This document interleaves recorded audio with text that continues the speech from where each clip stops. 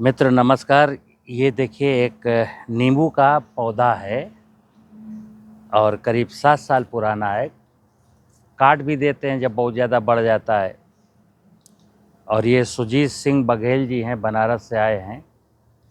मैंने कभी इस नींबू का वीडियो नहीं बनाया था और आपने तारीफ़ कर दिया कि कितना बहुत अच्छा फला है। मैं नहीं मानता था कि बहुत अच्छा फला। जब आपने कहा सर बहुत अच्छा फला है तो मैंने कहा चलो। मित्र, ना ड्रिप लगा है, बरसात में इस नींबू में पानी भी नहीं देता हूँ। बरसात के पानी से चलता है। नींबू को वैसे ही पानी की ज़रूरत नहीं होती है। ना कोई फर्टिलाइज़र है, ना कोई जाइम है, ना कोई एंजाइम है और इस प्रकार की फलत है। ये नेचुरल है। बस करना क्या होता है मित्र कि इसका पतझड़ जो होता है, इसके नीचे जो ग्रासेस उगती हैं उनको वीडीसाइड डाल करके नहीं मारना।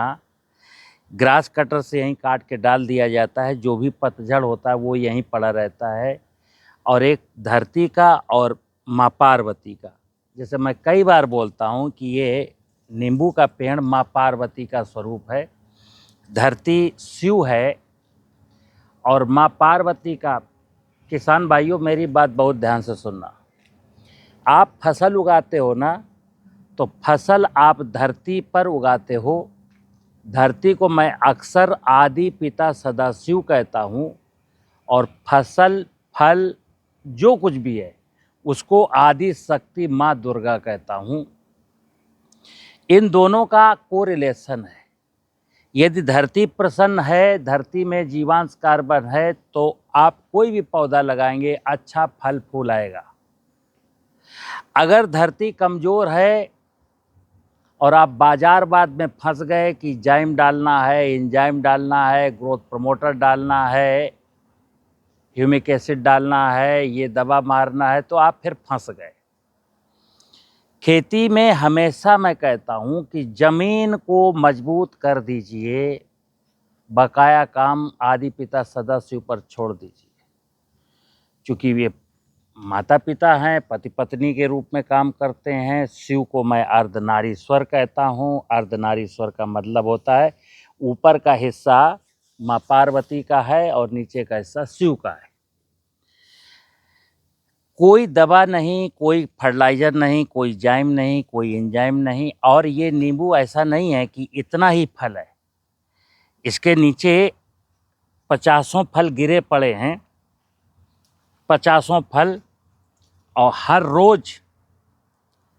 रोज़ ये फल इससे तोड़े भी जाते हैं। 10, 20, 25 फल डेली यहाँ से टूट जाता है। जो लोग काम करते हैं हम ही ले जाते हैं, कभी और लोग ले जाते हैं। देखिए, एक नींबू का दूसरा पेड़ दिखाता हूँ आपको। इस पूरे नींबू के पेड़ को देखिए आप, इसकी फलत देखिए। मतलब अगर इस पूरा नींबू मैं तोड़ लूँ तो 50-60 किलो नींबू है। पूरे पेड़ का अगर नींबू मैं तोड़ लूँ तो आप ये मान लीजिए कि 50-60 किलो नींबू है। और फिर मैंने बोला कुछ भी काम नहीं करना, मैं यहाँ कुछ भी नहीं करता हूँ। केवल और केवल एक जो स्नेह है ज़मीन के साथ, धरती के साथ, जो एक प्यार भरा रिश्ता है शिव बाबा के साथ। ये देखिए आप, जरा दूर से हमको देखो। ये देखिए आप, आदि पिता सदाशिव धरती माता के साथ मुझे जो करना चाहिए केवल आप उतना करिए, बकाया सब कुछ छोड़ दीजिए। सब काम जो है ना धरती माता खुद करती है। इसलिए मित्र, मैं अक्सर लोगों से बात करता हूँ कि आप चाहे सब्जी की खेती करें, फल की खेती करें, चना मटूर मसूर धान गेहूँ, चाहे जिसकी खेती करें। ये सज्जन, अभी मैं नाम नहीं बताऊंगा, एक प्राकृतिक खेती के गुरु के यहाँ से लौटे हैं, 2 दिन रहे वहाँ पर। मैंने कहा कि क्या सॉइल में कार्बन और जीवांश के बारे में कोई चर्चा हुई? बोले नहीं हुई। अक्सर मैं कहता हूँ देश में कोई भी पढ़ा लिखा एग्रीकल्चर का जानकार सॉइल की फर्टिलिटी पर कोई ना वीडियो बनाता है ना उस पर चर्चा करता है। कारण क्या है किसान भाइयों, कि जिस दिन आपको सॉइल की, मिट्टी की महिमा पता चल गई कि सारा का सारा दारोमदार तो धरती की फर्टिलिटी में छुपा है, धरती की फर्टिलिटी जैसे ही बढ़ेगी, फर्टिलाइजर बंद, पेस्टिसाइड बंद, इरिगेशन बंद, सब कुछ बंद। लेकिन फिर इंडस्ट्री कैसे चलेगी? तो लोग चाहते हैं कि किसानों के 14 करोड़ किसानों के बलबूते पर जो 10 लाख करोड़ की इंडस्ट्री खड़ी है ना एग्रीप्रेन्योर्स की, वो चलती रहे। 10 लाख करोड़ रुपए का निवेश किसान हर साल डालता है, 10 लाख करोड़ का, और देश की टोटल जो कृषि उपज है उसका मूल्य केवल 22 लाख करोड़ होता है। अब आप कल्पना कर सकते हैं। अभी तो मैंने फर्टिलाइज़र और पेस्टिसाइड और जाइम एंजाइम की इंडस्ट्री बताई है। अब हम कृषि यंत्र और डीजल पर चले जाएंगे ना, मजदूरी पर। किसान को कुछ इसलिए नहीं बचता है क्योंकि एक रेशियो मैंने निकाला था, जो फल और सब्जी के ग्रोवर हैं वो 70% मिनिमम, अगर कोई 10 लाख की सब्जी बेचता है तो 7 लाख रुपए खर्च करता है।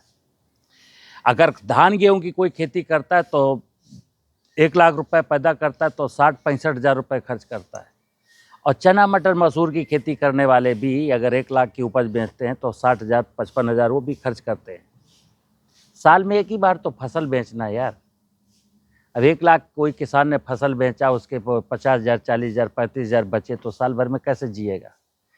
इसलिए मैं कहता हूँ नेचुरल फार्मिंग की हकीकत को जानें, केवल धरती को फर्टाइल बनाए, केवल और केवल धरती को कैसे हम फर्टाइल बना सकते हैं, इसी पर दिमाग लगाइए।